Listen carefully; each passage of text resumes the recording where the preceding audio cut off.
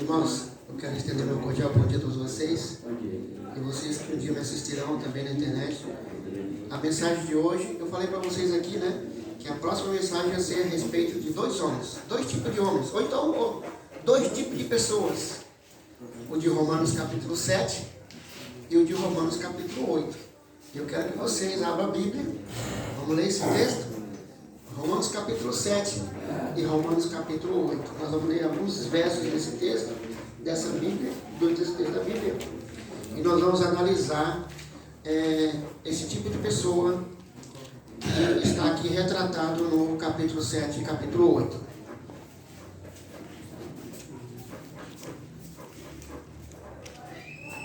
Se nós não vamos ler todo o texto, todo o capítulo 7, nós vamos ler alguns versos aqui do 7. Vamos ler do 12 em diante, 7, 12 em diante. Não, do 10. Estamos aí? Amém? Diz aqui, capítulo 7, verso 10. E o mandamento que era para a vida, achei eu que era para a morte. Aqui está falando da lei que acusa a pessoa, o pecador. Porque o pecado, verso 11, tomando ocasião pelo mandamento, me enganou e por ele me matou. Assim, a lei é santa, o mandamento santo, justo e bom. 13. Logo, tornou-se-me o bom em morte, de modo nenhum. Mas o pecado, para que se mostrasse pecado, operou em mim a morte, pelo bem, a fim de que pelo mandamento o pecado se fizesse excessivamente maligno. Porque bem sabemos que a lei é espiritual, mas eu sou carnal. Primeiro texto aqui, irmãos. Como que era esse homem? Esse homem era o que mesmo? Carnal. Vendido sob o pecado. Porque o que faço não o aprovo, pois o que quero, isso não faço, mas o que aborreço, isso faço. E se faço o que não quero, consinto com a lei que é boa. De maneira que agora já não sou eu que faço isso, mas o pecado que habita em mim. Porque eu sei que em mim, isto é, na minha carne, não habita bem algum. E com efeito, o querer está em mim, mas não consigo realizar o bem, porque não faço o bem que quero, mas o mal que não quero, esse faço. Ora, se eu faço o que não quero, já não faço eu, mas o pecado que habita em mim. Acho então esta lei em mim, que quando quero fazer o bem, o mal está comigo. Porque quando, segundo os homens interior, tenho prazer na lei de Deus, mas vejo nos meus membros outra lei que batalha contra a lei do meu entendimento e me prende debaixo da lei do pecado que está nos meus membros. Miserável homem que eu sou, quem me livrará do corpo desta morte? Dou graças a Deus por Jesus Cristo, o Senhor, assim que eu mesmo, com entendimento, sirvo a lei de Deus, mas com a carne, a lei do pecado. Irmão, vou fazer uma pergunta para vocês. Não dá para ficar em cima do muro, tá? Tem que responder. É uma coisa ou é outra? A pergunta é a seguinte. Este homem aqui do capítulo 7, vocês leram aqui, né? É uma pessoa salva ou uma pessoa perdida? Quantos acham que é uma pessoa salva? Irmão, pelo menos arrependido, né? Pelo menos consciente. Arrependimento consciente do pecado, da falta dele. Quantos acham que este homem é um homem perdido?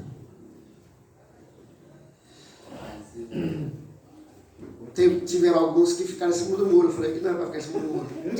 É salvo ou é perdido? Salvo. A maioria é a pessoa que é salvo. Você sabia que existe dentro da teologia uma briga imensa a respeito disso? Então, um grupo de pastores, de teólogos que acham que este homem é o homem ideal, é o crente ideal, aquele arrependido, aquele que tem vontade de fazer o que é certo, luta, se esforça. E um outro grupo de pessoas diz que este homem é o homem pior de todos, ele é o homem perdido.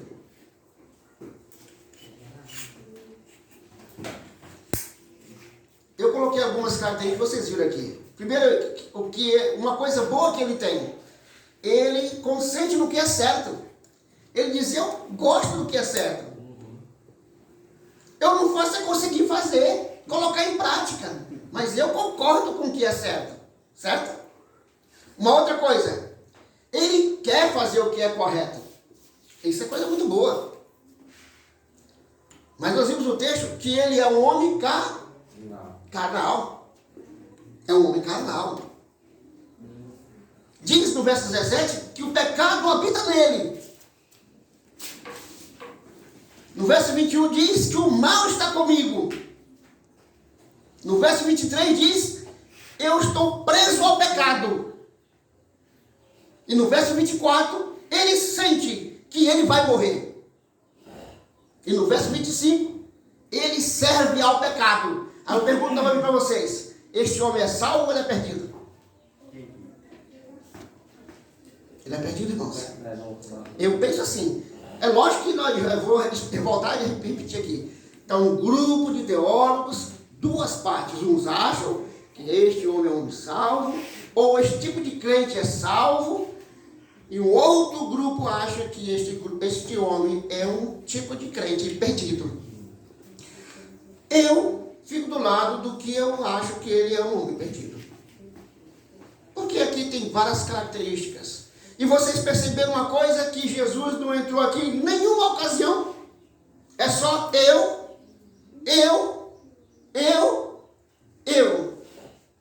Eu sou carnal, eu estou morto, eu luto, eu estou fazendo isso. Na verdade, irmãos, este homem é um verdadeiro legalista. Ser legalista, ou fazer o que é legal, quer dizer, não é legal na gíria, é o legal de coisa correta. Ser legalista parece ser uma coisa muito boa. Ou seja, fazer o que é correto. Fazer o que é certo. Isso é ser legalista. Qual é o grande problema do legalista, irmãos? Nós vimos aqui no texto, ficou claro? Parece até confuso o texto, né? Mas ficou claro aqui que este homem, ele sabe o que é certo. Ele tem vontade de fazer o que é certo. Ele se esforça para fazer o que é certo. Certo? Qual é o grande problema dele? Que Jesus não entrou na história nenhuma vez.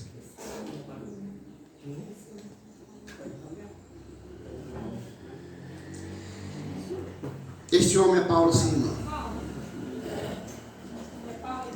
Este homem é Paulo. Mas se você olhar este Paulo, legalista, que vinha de onde? De fariseu. Ele era um dos fariseus. Eram o que mesmo? Legalistas. O que é mesmo legalista? É alguém que quer fazer o que é correto, se esforça, mas não pede a ajuda de Deus. Ele precisa fazer o que é certo. E ele promete o que fazer o que é certo. E assim por diante. Sabe, irmãos? Pessoas legalistas se perderão. Se perderão.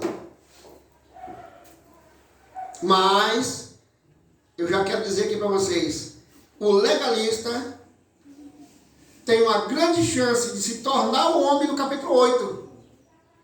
O homem do capítulo 7, o Paulo, vamos dizer assim, o crente do capítulo 7, o Saulo, corrigiu aqui, né? O Saulo do capítulo 7, ele se tornou o Paulo do capítulo 8. Irmãos, eu quero falar aqui um pouquinho de um outro extremo. É chamado de os nominalistas. Os legalistas, vou repetir aqui novamente. Os legalistas têm uma chance de se tornar o homem do capítulo 8. Porque eles conhecem o que é certo, eles têm vontade de fazer o que é certo, eles estão se esforçando para fazer o que é certo.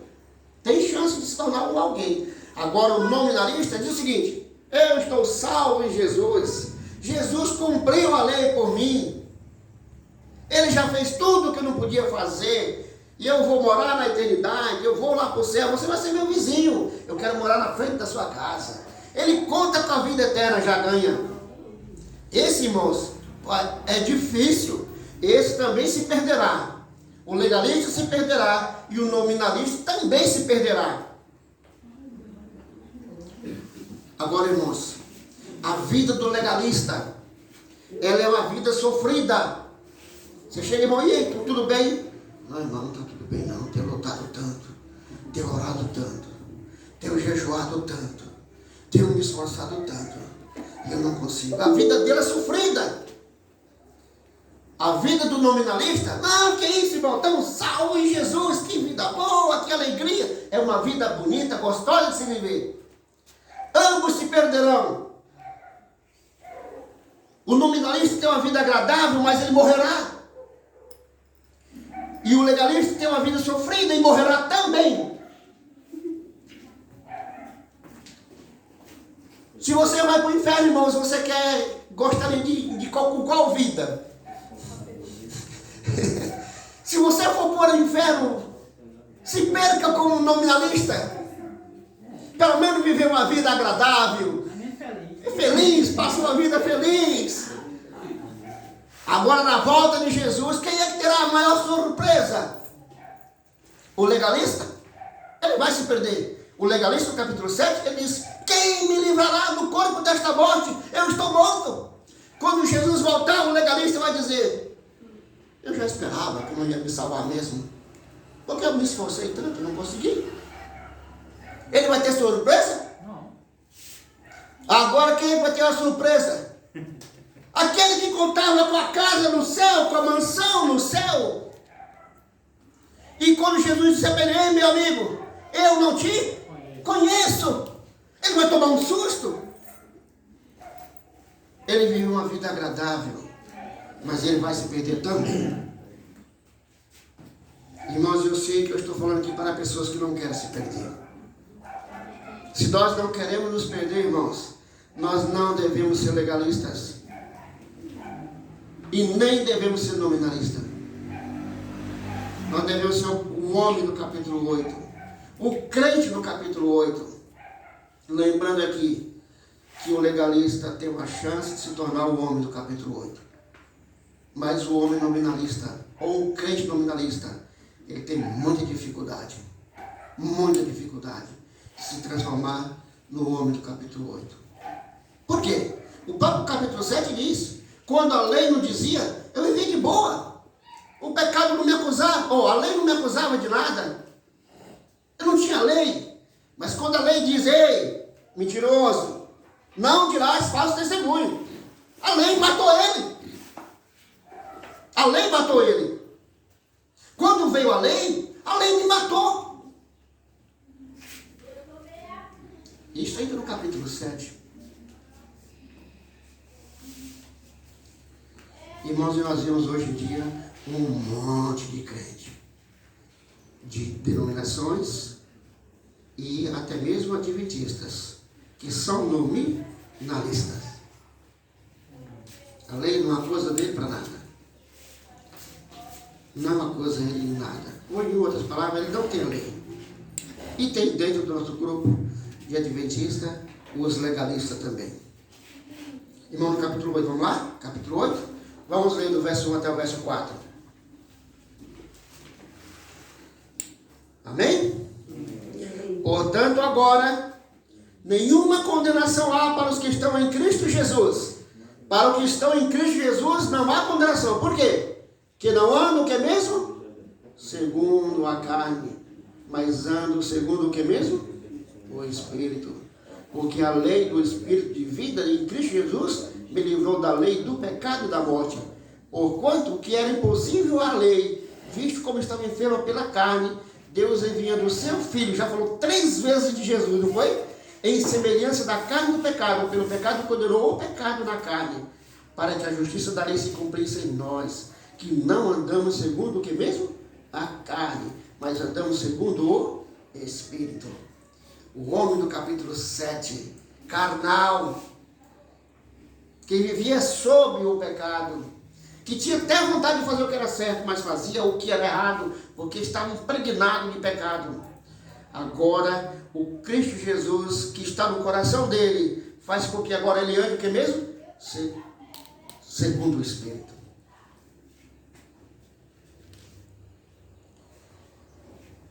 Vamos ver o verso 5? Porque os que são segundo a carne inclinam-se para as coisas da carne, mas os que são segundo o Espírito, para as coisas do Espírito. Sabe, irmãos, esse texto bem aqui diz o seguinte: nós podemos analisar a nós mesmos, se nós temos as tendências da carne, ou fazemos a vontade da carne, nós podemos ter com certeza, nós não nascemos do Espírito. E Jesus um dia disse para Nicodemos: se você não nascer da água e do Espírito, você não pode ver o reino dos céus.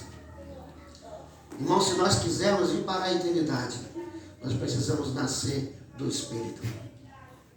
Tem gente que nasce da água, batiza 4, 5 vezes. Não precisa. Não importa quantas vezes você for batizado. Se não nascer do Espírito, não vai ver o reino dos céus. As pessoas que nasceram do Espírito, irmãos, eles são inclinados pelas coisas do Espírito. Eles gostam de ouvir da Bíblia. Eles gostam de ouvir de Jesus. Eles gostam de ouvir um sermão na internet. Eles gostam de assistir um filme evangélico na televisão. Eles gostam de ir para a igreja. Eles gostam das coisas espirituais. Mas a pessoa carnal, ele gosta das coisas mundanas. Dá para a gente saber se a gente é ou não é espiritual. Dá para saber. Em Gálatas, no capítulo 2, o verso 20, diz o seguinte. Gálatas 2 e o verso 20. Se alguém encontrar primeiro, eu pode ler. Fui crucificado com Cristo. Assim já não sou eu quem vive, mas Cristo vive em mim. Portanto, vivo nesse corpo terreno pela fé no Filho de Deus, que me amou e se entregou por mim. Irmãos, esse homem aqui diz que já estava crucificado com Cristo. Agora ele não vivia mais a vida dele, mas Cristo o que mesmo? Vivia ou vive em mim. O que é que ele diz no capítulo 7? O pecado está arraigado em mim. Eu estou massacrado pelo pecado. Mas aqui, Cristo vive nele. No capítulo 7, ele diz: eu tentei, eu lutei, eu gosto do que é certo, eu quero fazer o que é certo, eu estou me esforçando, eu. Agora aqui é o que mesmo? É Jesus. Vive em mim. Sabe, irmãos, eu vou dizer uma coisa para vocês. Essa mensagem aqui, que eu estou falando para vocês hoje, é a mensagem do terceiro anjo. Incluindo a tríplice mensagem. Essa mensagem, ela vai ter que chegar no mundo todo. Essa mensagem que as pessoas pensam que pregam, chamado evangelho evangélico. O evangelho evangélico é o evangelho e que nós não devemos ficar só nisso. Sabe qual é esse evangelho? Jesus veio para pagar os seus pecados e você está salvo. E isso é evangelho evangélico. O evangelho cristão. Eu coloquei essa semana agora no meu status. O evangelho de Cristo. Quem leu deve lembrar, não lembro agora dessa palavra.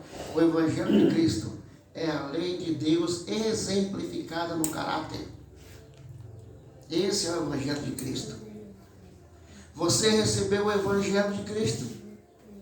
Se você recebeu o evangelho de Cristo, você está exemplificando no seu caráter a lei de Cristo.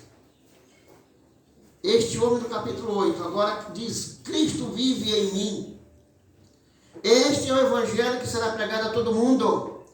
Jesus não veio apenas morrer numa cruz.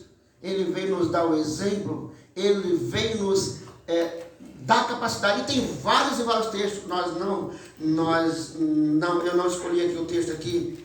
Mas diz que Deus tem a capacidade, Jesus tem a capacidade de nos dar forças para sermos vitoriosos. E diz a Bíblia: o que vencer? Não é isso? E outro mais, ser fiel até a morte. Vários e vários textos. Irmãos, não se enganemos. Não nos enganemos. O evangelho evangélico não salva. O evangelho evangélico é aquele evangelho que vai fazer com que as pessoas se tornem nominalistas. Acham que estão salvos e vão ter uma triste surpresa quando Jesus aparecer.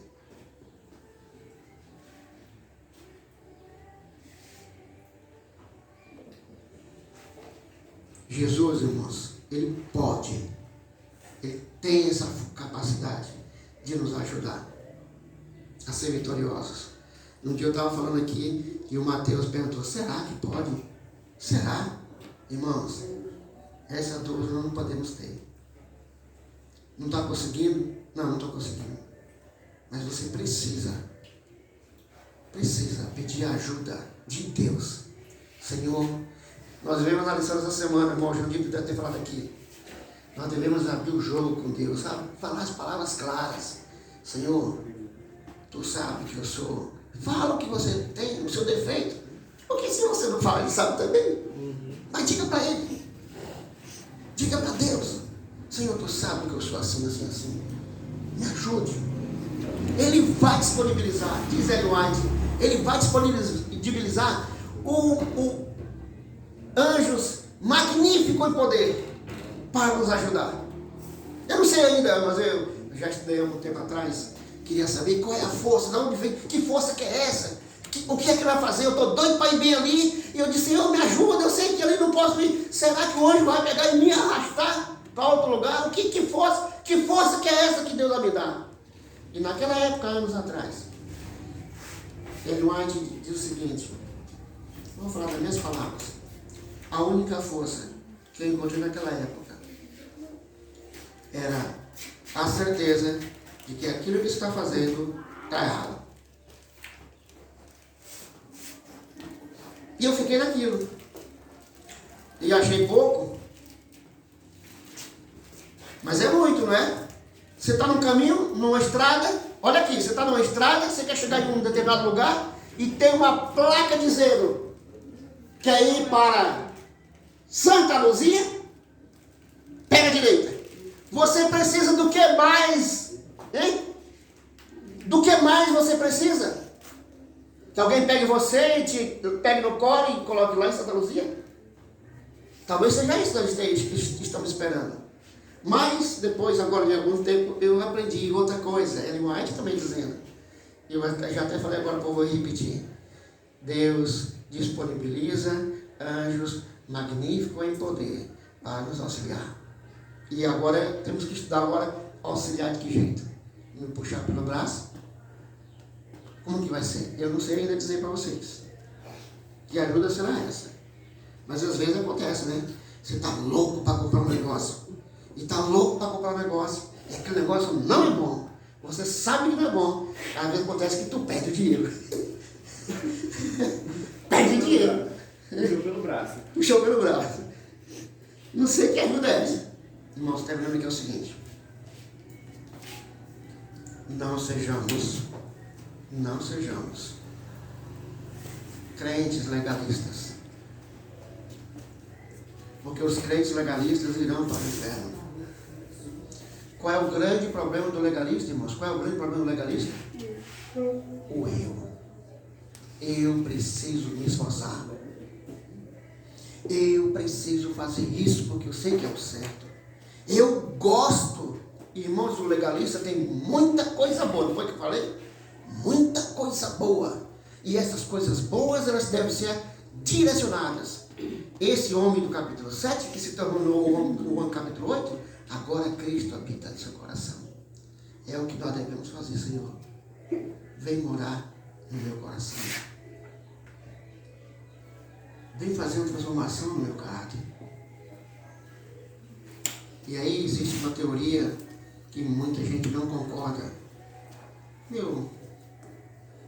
A igreja está dividida também. É o tal da última geração. A teoria da última geração. A teoria da última geração diz, eu falei para vocês aqui, vou repetir. Acredita que as pessoas que vão encontrar Jesus com vida serão pessoas irrepreensíveis. E a Bíblia mesmo diz isso, diante de Deus e dos homens. E eu fico pensando às vezes o seguinte: o que é ser irrepreensível diante de Deus e dos homens? Um homem não vai dizer: tu é mentiroso, hein?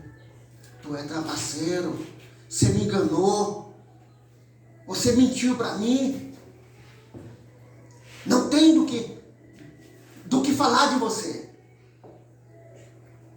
Isso eu estou falando que eu penso, sabe, irmãos? Não estou dizendo que é o que é. E às vezes eu penso comigo, irrepreensível diante de Deus, é que na mente, nem na mente, ele pensa em fazer essas coisas. Ele é transformado. Diz o apóstolo Paulo aqui no capítulo 8, que o homem que é cheio de Jesus Cristo, que nasceu de Jesus Cristo, ele tende para as coisas espirituais. Ele não tende para as coisas materiais, carnais. Irmãos, que Deus nos ajude, que Deus nos abençoe, para que não sejamos, agora você deu conta novamente, legalistas. Porque os legalistas irão se perder. Mas eu vou dizer para vocês, se perder como nominalista, até que é bom. Mas eu vou ficar com legalista. Pelo menos vai sofrer menos na hora do fogo. Já está esperando. E sem contar que já tem a chance de se transformar o homem do capítulo 8. O nominalista não tem chance, irmãos. Nós fizemos uma pergunta no dia da campanha de São João dos Crentes, lá dentro do carro, e os irmãos, não criticando os que estavam lá no carro: você se sente salvo? Todos falaram que estavam salvos. Se sentiam salvos. Não estou dizendo que não é para sentir, mas nós devemos ficar com o pé atrás. Nós podemos estar enganados. Podemos ser esse homem do capítulo 7, do extremo oposto, nominalista. E eu vi essa semana um sermão de um pastor muito famoso, não vou dizer o nome. E ele disse o seguinte: Jesus veio cumprir a lei, porque nós não podíamos cumprir. Ô irmão, não é verdade. Não é verdade. A Bíblia não diz isso. O que a Bíblia diz? Jesus veio e cumpriu a lei para nos dar o exemplo. Para que assim como ele fez, façais vós também. Ô irmão, vamos assistir o pastor, vamos escutar o pastor, mas vamos ler a Bíblia. Vamos acreditar na Bíblia. É a Bíblia que nos salvará. Jesus disse: conhecereis a verdade, e a verdade vai libertar vocês. Tão famoso, tão com essa ideia, Jesus guardou, e eu não preciso guardar mais, porque eu não consigo. Não consegue. Romanos mesmo, capítulo, acho que é 8, diz que Deus tem poder para isso. Tem poder. E ele vai fazer. E é onde entra a geração, a outra geração. Ele vai esfregar na cara de Satanás. Eu acredito nisso. Eu sei que a maioria dos adventistas não acredita nisso. Ele vai esfregar na cara de Satanás. Aqui está a perseverança dos santos. Aqui estão os que guardam os mandamentos. Irmãos, estão os que guardam os mandamentos. Não é os que acreditam que é para guardar. Não é os que pregam que é para guardar. Aqui está, Satanás, os que guardam os mandamentos. Pode ser que não seja eu, irmãos. Pode ser que não seja você. Se não formos nós com certeza estaremos na sepultura. Os que irão contra Jesus com vida serão pessoas irrepreensíveis, vitoriosas. E sabe falar nisso aqui? Nós estamos muito perto, irmãos. Muito perto da volta de Jesus. Muito perto. Se não acontecer uma reviravolta no mundo, ao contrário, Jesus volta logo, logo. Esse dia eu ouvi um vídeo, não sei se é verdade, um pastor, um homem, num acidente de avião, ele caiu, apareceu um anjo lá, resumindo a história, apareceu um anjo, alimentou ele quebrado a cabeça, quebrado uma perna, um braço, não podia se mexer. Um anjo alimentou ele, irmãos, e o anjo disse para ele: você não vai morrer, porque Jesus vai voltar na sua geração. E ele está hoje pregando no mundo todo. Que Deus nos abençoe, irmãos, que Deus nos ajude para que sejamos, eu vou dizer assim, vamos começar com o legalista, né? O legalista, aquele que conhece a verdade, que tem vontade de fazer o que é certo, está se esforçando, e aí inclui Jesus na história, e você será um homem salvo, uma mulher salva. Amém? Amém. Nós vamos cantar um hino, não pergunto, não?